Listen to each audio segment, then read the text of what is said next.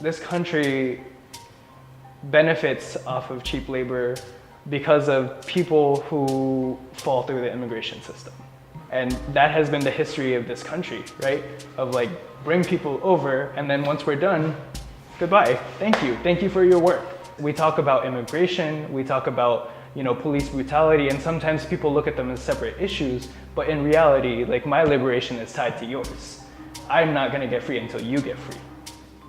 I think it's important to fund work that is led by people and communities of color and marginalized people, because at the end of the day, no one will ever be as mad as the people directly affected.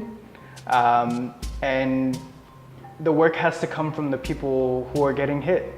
What we're trying to do now as MLOV is to talk to other groups, talk to other organizations, like for example, BLM DC, Empower DC, One DC, like all these different groups, because now more than ever is a time to come together and talk about what does sanctuary really mean for all residents of DC.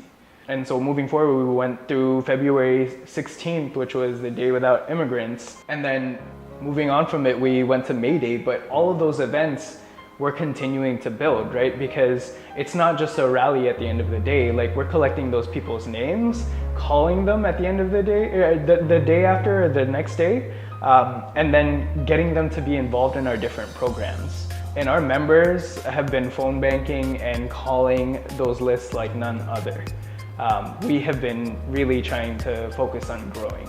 When you decide to give money to that organization, let it not be out of guilt or out of etc., but be out of transformational solidarity.